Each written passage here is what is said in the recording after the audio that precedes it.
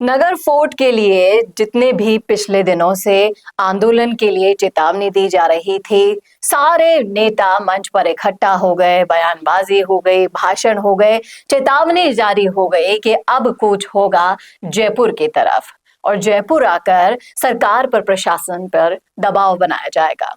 पर यह दबाव जो बनाने की कोशिश नगर फोर्ट में की गई थी, क्या वो कारगर साबित हुई है या फिर जयपुर आकर ही सरकार के कान पर जू रेंगेगी? इन सब चीजों के बारे में आज हम डिस्कस करने वाले हैं इस वीडियो में, इसलिए बने रहेगा आखिर तक हमारे साथ। नमस्कार, मैं हूं चेतना शर्मा। आप देखना शुरू कर चुके हैं संवाद भारत का भारत के लिए, और इस मुद्दे पर बातचीत करने के लिए मेरे साथ मौजूद हैं हमारे editor in chief Varun Bhansali ji. Varun sir, जिस तरीके से पिछले 1 महीने से भी ज्यादा का समय बीत चुका है, नरेश मीणा जेल के सलाखों के पीछे हैं और उनके समर्थक तमाम तरह की वो सारी कोशिशें कर चुके हैं जो उन्हें जेल से बाहर लाने में कारगर साबित होती। नगर फोर्ट में एक बहुत बड़ी महा आंदोलन की चेतावनी दी जा रही थी, वो भी हो गई, लेकिन ऐसा लग रहा है कि सरकार ने उसको भी नजरअंदाज कर दिया। आपको क्या लगता है कि ये नजरअंदाजगी भारी पड़ेगी प्रशासन पर? देखिए, मेरे हिसाब से तो सारी कोशिशें अभी तक हुई नहीं है और जयपुर आना उन कोशिशों को एक बड़े अंजाम तक पहुंचाने का पहला स्टेप होगा। आप इस बात को समझिए कि भगत सिंह ने एक बात कही थी कि बहरों को सुनाने के लिए धमाके की जरूरत होती है, और इसी चीज के लिए संसद के बीच में आकर किसी को हानि नहीं पहुंचाई, लेकिन बिना हानि पहुंचाए एक विस्फोट किया ताकि धमाका हो और पता चले कि आप जो कर रहे हो वो गलत है, नहीं सुन रहे हो ये भी गलत है, एक बड़े तबके को इग्नोर कर रहे हो, नजरअंदाज कर रहे हो, गलत है। और इस बात को समझना पड़ेगा सरकार को कि मीणाओं में जो गुस्सा है वो केवल नरेश मीणा के साथ थप्पड़ कांड हुआ इसको लेकर नहीं है। वो गुस्सा इसको लेकर है कि मीणाओं को शुरुआत से नजरअंदाज किया जा रहा है। वो उनका जो श्रेष्ठतम मंत्री है, उस मंत्री ने साम दाम दंड भेद एक कर दिया, उनकी वजह से सरकार आई, उन्होंने जो मुद्दे उठाए उसकी वजह से कांग्रेस घिरी और कांग्रेस गिरी, लेकिन आपने उस मंत्री को कुछ नहीं बनाया। तो मीणाओं के दिल पे लगी चोट कि यार, हमारा मंत्री ने सब कुछ किया और हमने सोचा कि अब मीणा नेतृत्व करेंगे, लेकिन आपने वो भी नहीं किया जी। उसके बाद नरेश मीणा जब उभर कर आया, वो कुछ करना चाह रहे थे तो आपने वो भी नहीं करने दिया। मीणा समुदाय का ये मानना है कि वो जो थप्पड़ लगाई थी नरेश मीणा ने, वो प्रशासन के इसलिए लगाई थी क्योंकि इग्नोर कर रहा था प्रशासन, और उस इग्नोरेंस का जवाब था वो।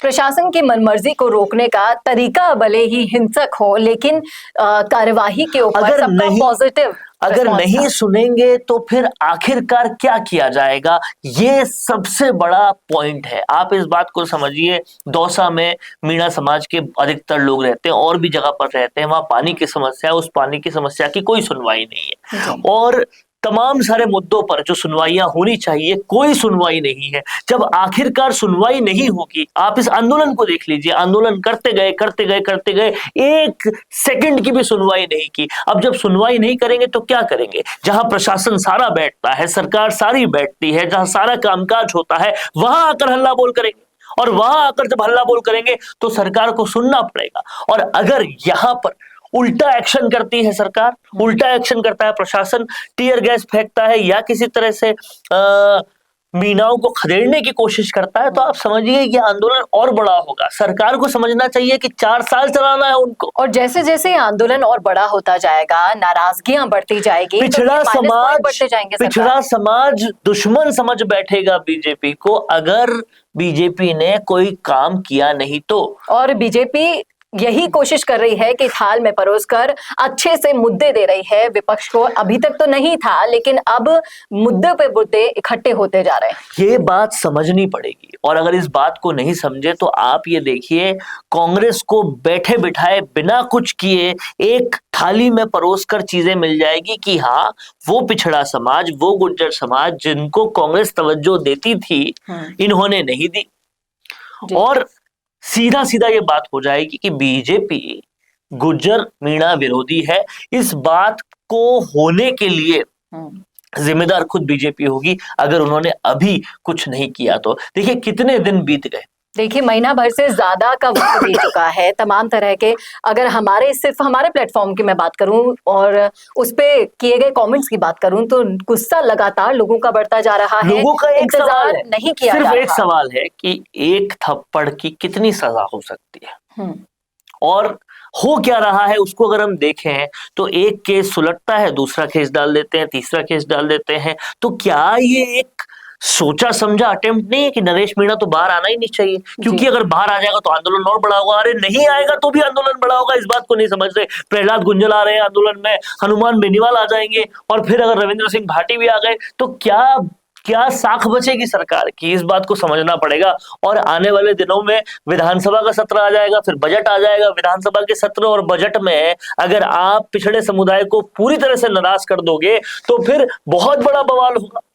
उसके ऊपर से अब मंत्रिमंडल फेरबदल जब भी होगा, कोई कह रहे हैं 2 महीने बाद होगा, कोई कह रहे हैं अभी होगा, जब भी होगा ये बढ़ती हुई नाराजगी को कम करने का आप कोई रास्ता ही नहीं छोड़ोगे। अगर और सरकार का ये जो असंवेदनशील रवैया है नरेश मीणा और उनके समर्थकों की चेतावनी की तरफ, ये सोचने पर मजबूर कर रहा है कि अगर और भी ज्यादा इंतजार इनको करवाया गया तो जो भी परेशानियां सरकार को होगी वो खुद ही की मोल ली हुई होंगी, इस बात में कोई दो राय नहीं है। अगर सबसे बड़े वोट बैंक में से गुर्जर समाज, मीणा समाज, इन सबको आपने अपने एंटी कर लिया तो 2028 की जो तस्वीर हम पहले कई वीडियोस में बातचीत कर चुके हैं, वो तस्वीर और वही परपाटी बदल जाएगी राजस्थान की, और कांग्रेस को जो प्लस पॉइंट मिलना चाहिए था वो यहाँ पर मिल जाएगा मुद्दे के तौर पर, जिसे वोट लेने के लिए जरूर भुलाया जाएगा, जरूर याद दिलाया जाएगा।